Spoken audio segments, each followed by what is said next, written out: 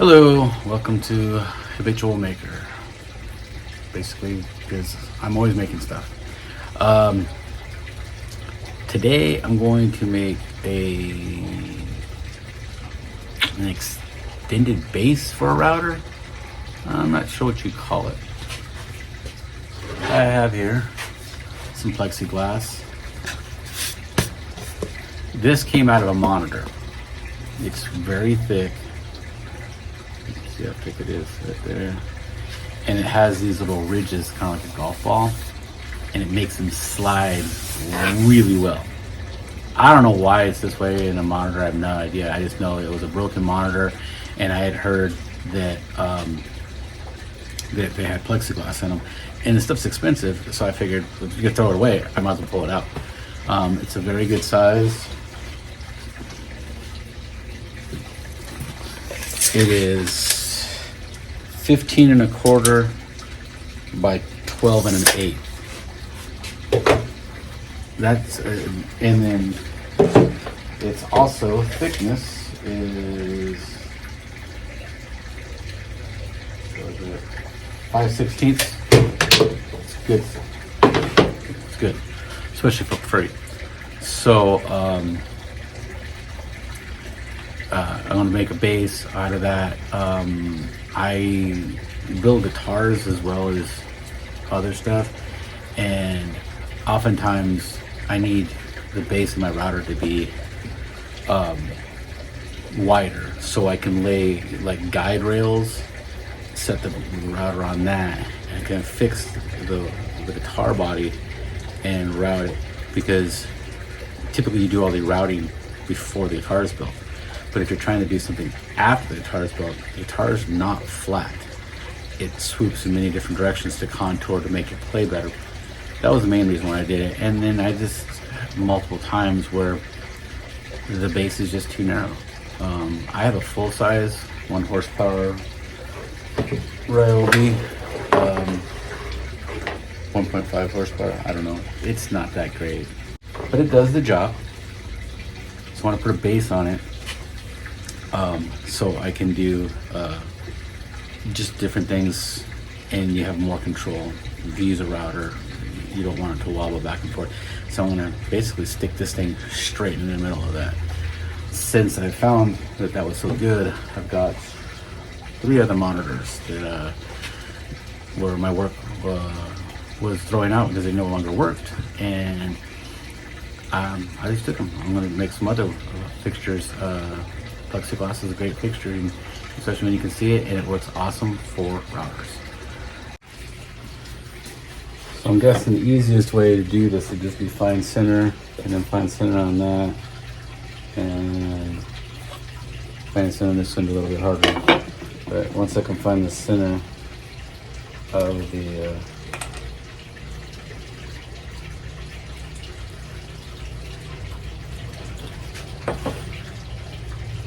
let's see if I made sure I did that right. I may have messed that up. Yeah, there we go.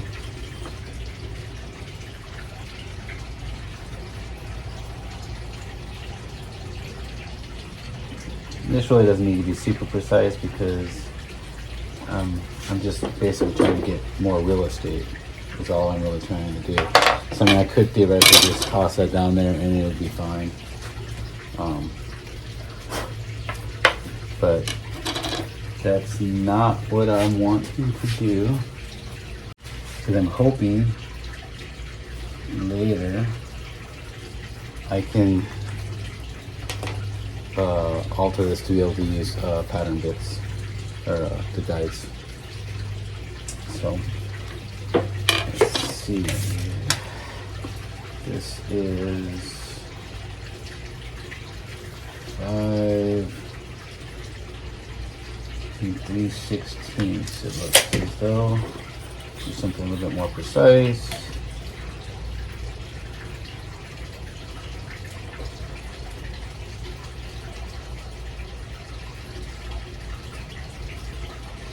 It's 5/16. Let's do metric. Oh, look at that. What a nice round number.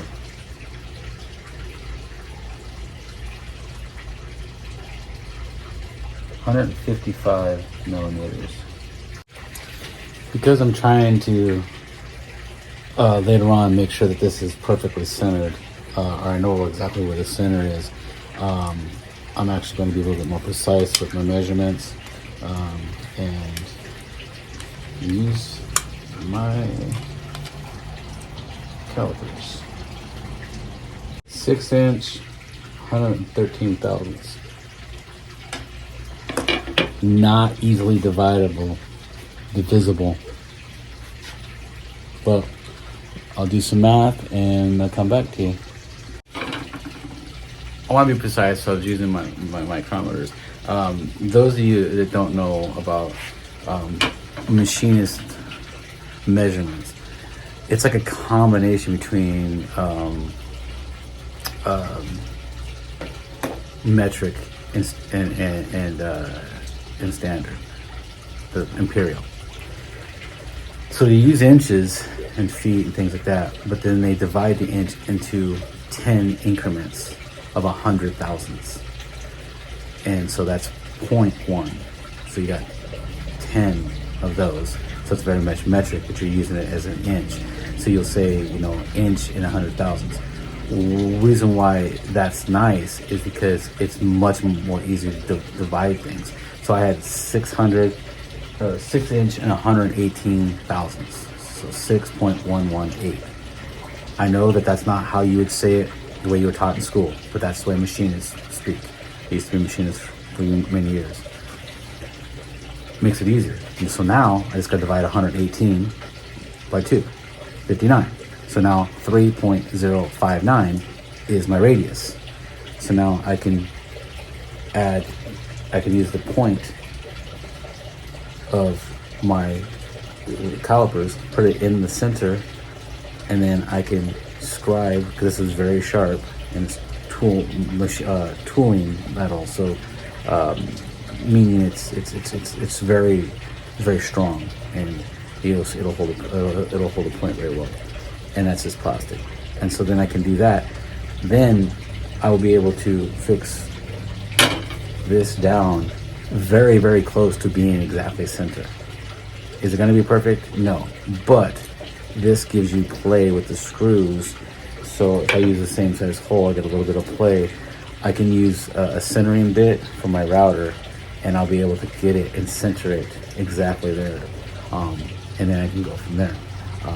So I may be able to do what I need to do. I don't have the centering bit, but I believe I can finish this to the point where I can, when I get the centering bit, I will just have to slide it in and then adjust it, tighten it down, and I'll be good to go. And then once I get the collars, they're all pretty much the same size. I just gotta make sure my hole is that size, and I can set it in there. And it's the same thing. I set that in there, use a centering bit, and then you got a little bit of play, and then you ran it down and you know it's centered. But I want to be as perfectly centered as possible with this. I don't want it to be offside. I'm probably being way more precise than I need to be, and I could just give myself a lot more slop in the holes, and just find the thing. But I don't know. I like to overdo things and overthink things and overbuild things. It's just a bad thing. Put my glasses back on because I'm blind. So I was trying to cut down the glare. I look outside and a lot of sun comes this way. So I have a big old screen, but still sun. So it is November 13th. And I'm debating on going to put shorts on. And it's only 11. Tucson. Alrighty, well, I'm gonna get back to work, and maybe you guys want to watch what I'm doing. So I use the marker. This is a marking gauge. It's incredibly sharp. Use a very thin line. So use the marker and then watch out. So then it gave me the left ink in there so I can see exactly where the center is. So now I can do this, but it's not quite enough. So I'm going to stick this into that little line there, Let's see if I can make it a little deeper. And it should want to follow the line that's already there, but obviously it didn't.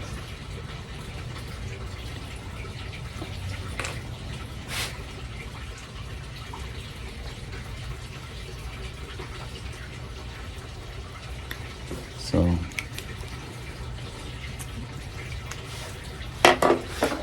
that should be enough for me to get my copper in there. So now the copper's in there.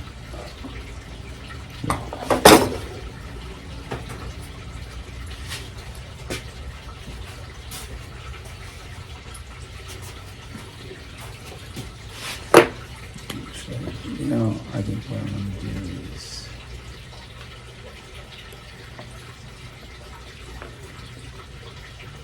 twirl this around a little bit, give me a little bit of a indentation. That should help. Yeah. Now we've got this.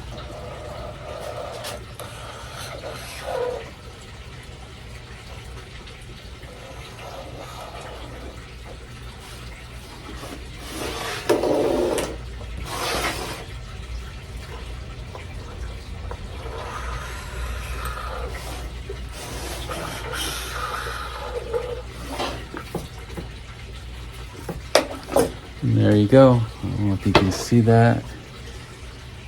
The little lines. And so then I will go through here and mark it. I'll leave the ink inside the little trough that I've scored.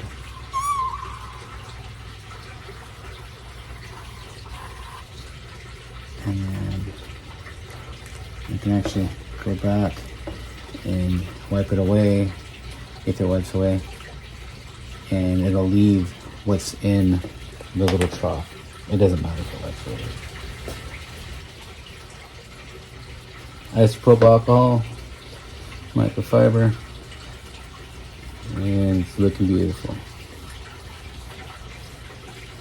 And you can see where I did not mark it all the way. The marker, oh, it's a little faint. Go back, put some more in. Not a huge deal.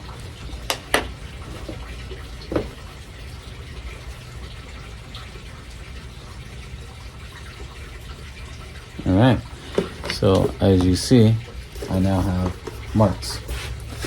Now I can lay this down there and I can mark my holes.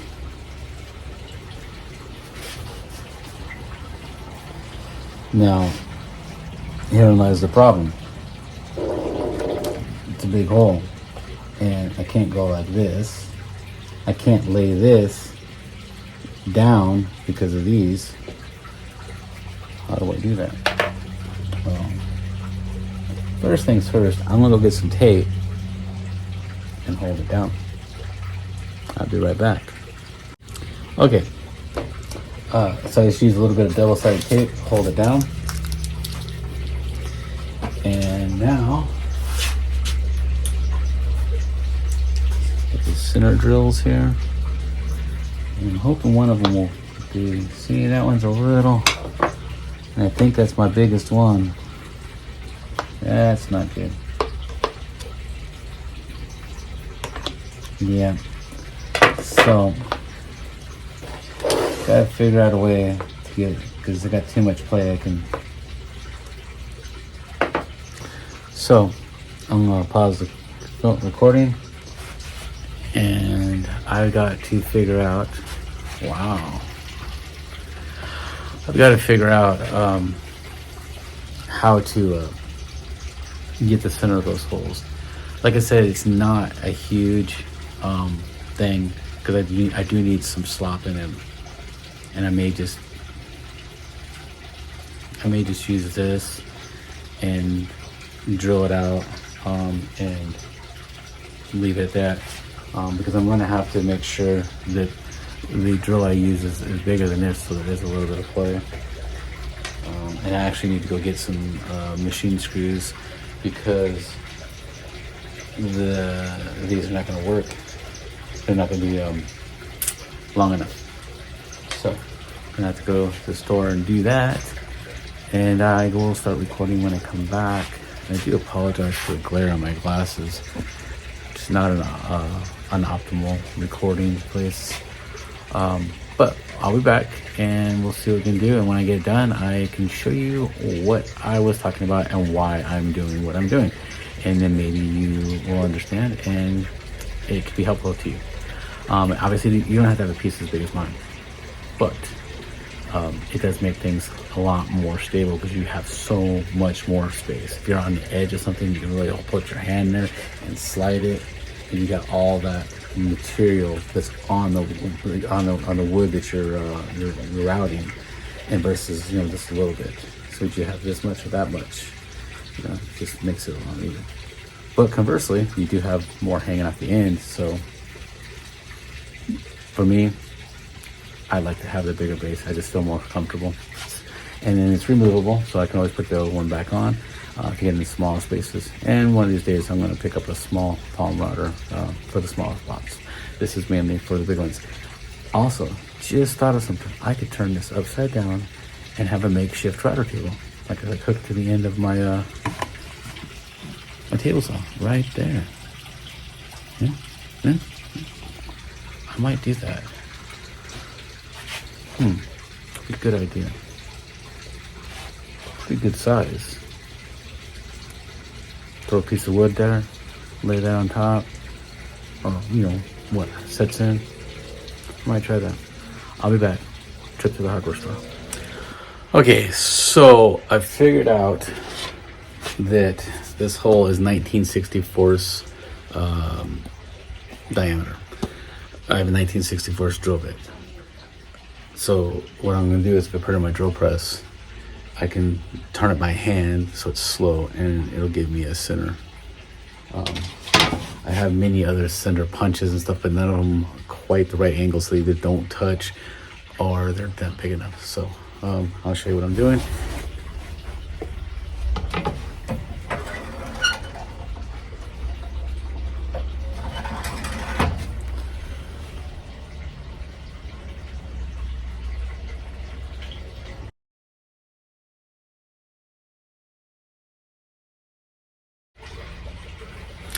Okay, so this is a center. Machinists use these.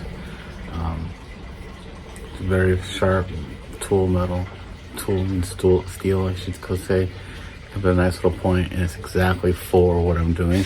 So I can go down and I can get this little nip right there, and that'll be a nice guide for my drill bit when it goes down.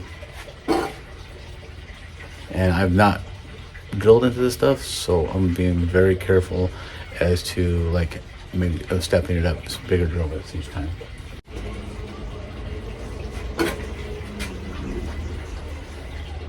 My arm's going to be in the way. I don't know how else to do it.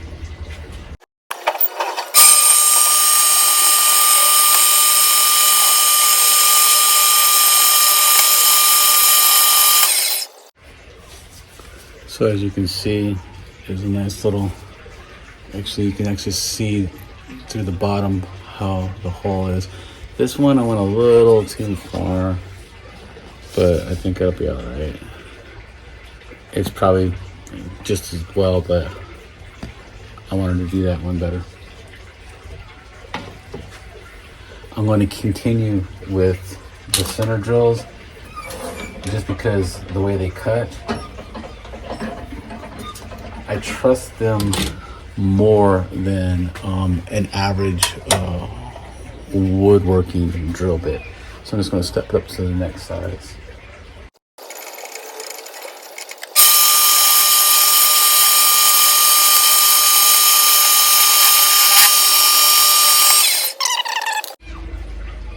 I'm actually going to start from the other side because I want this to be my bottom, and so I need a chamfer from this side to go through, and then I'll get some machine nuts that will lay flat. So this one, it was an issue on the other side, but it'll be fine on this next side.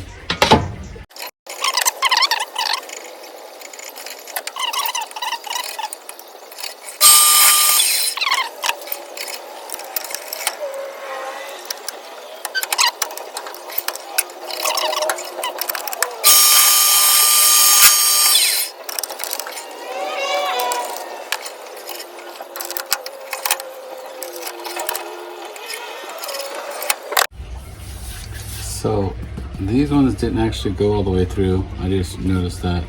So I'm actually going to take a drill from this side and go forward, and then I'll get back to you showing you when I get the chamfers. So I got them all, and you can see the chamfer, and this is not going to be a good enough chamfer, and I know that the angle of the chamfer is not going to be right, but the holes are very close to what they need to be, and so I will get a chamfering bit, which is like this, and I can put it in there, and it should give me the angle I need. I believe this is the correct angle for the machine screws. So I'm going to run to the local Ace Hardware. Probably not supposed to say names. Anyways, the hardware store, and get me some 4 machine bolts, and I'll be back. All right, I forgot to start recording. So I used the chamfer bit to get these. I had to go pretty deep because my choices were this screw or one that was too long. They didn't have the in-between. This is an M510. They had an M56. I needed like an M512. So it's definitely below, so that's fine. And I believe it won't have any issues. And then I did used a cheap hole saw to put that in there, because I'm decided I'm not going to be trying to use this as a pattern bit. I'm just going to use this as more of like a router table insert. So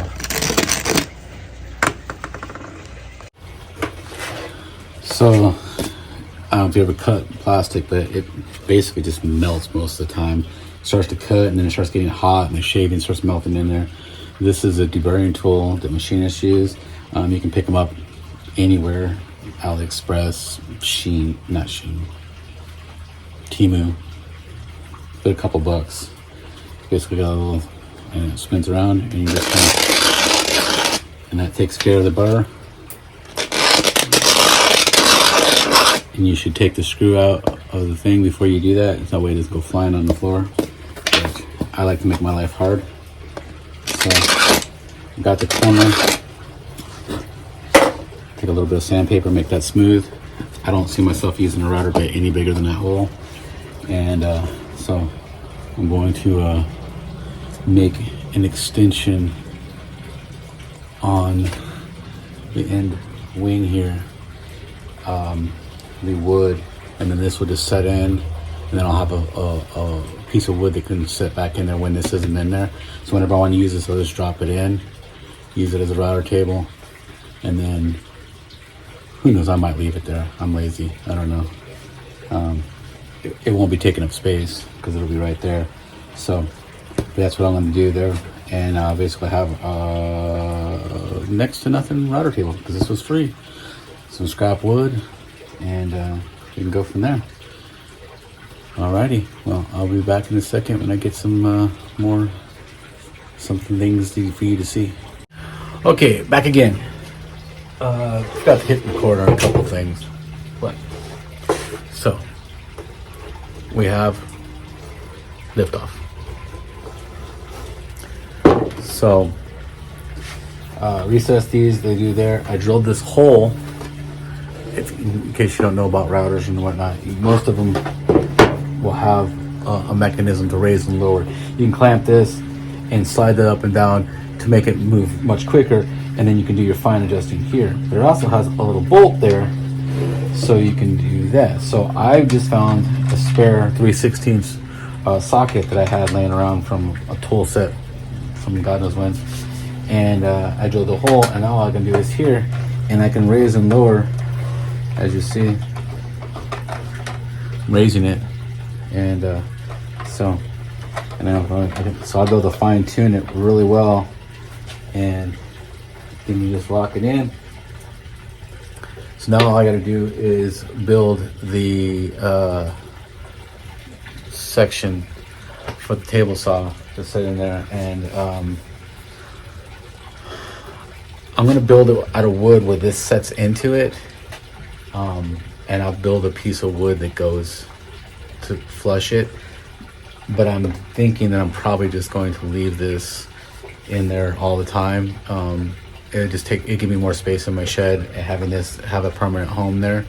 It seems pretty well, you know, affixed and sturdy. So this is a very thick piece of plexiglass. So everything looks good, and I don't know how long it's going to take me to do that because I don't have it in my head just yet.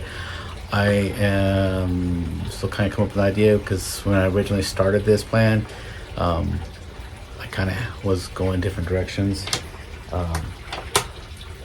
Like I said, the main thing I want this for, here went that bit, is so when I'm routing guitars, I can have two runners and the guitar body sits in between it, and then I can route things that are parallel to the runners, and I don't have to worry about the contours of the body, because oftentimes I'll want to change things or add things to a guitar. Instead of buying a whole chunk of wood to build a guitar, a lot of times people are throwing guitars away because they're broke, the neck's broke, whatever, but the bodies are still fine. They're made out of quality wood, but I might want to change them, add a pickup, sometimes remove a pickup. But to remove it, you kind of will make a square that's easier to fill than the route out there. I have a more custom one I'm doing right now. It's got some different stuff, some different things in the future, but it still works for many different things. I can clamp parallel pieces of wood. This can ride on it, and I can level it out. You may have seen videos where they're flattening, like a flattening jig. You have the two parallels, you put your piece of wood there, and then you flatten it because it's too big to go through a planer. This plexiglass is more than sturdy enough to do that. So I could make the parallels and have the little box that slides up and down, and then this would slide across back and forth, and I can level out. So it's killing 2 or 3 birds with one stone. Best of all, it's essentially free except for I bought 4 screws that cost 45 cents a piece. 45 cents for one screw. What's this world coming to? I'm at a loss. Like 45 cents. I need to start selling screws to these places. But I digress. So I'm going to pause the video for now, and I'm going to do some thinking and try and figure out what I want to do and how I want to make this router table fixed to my table saw. Like I said, it wasn't originally my plan. My plan has been finished, but now I'm going to take it a step further and go there. So I'm gonna pause the video, do some thinking, some measurements. Got a nice chunk of wood sitting over there.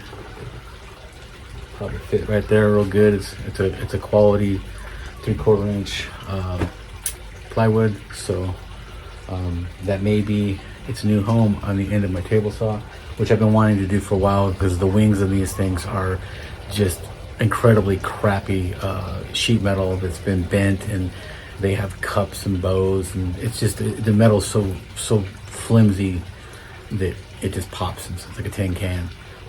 The saw is awesome, and from what I have been understanding is a lot of table saws, their wings are not that great, and that's why so many people have, wood or masonite wings on theirs, because of that very reason. So like I said, not knocking the table saw at all. It's a great saw.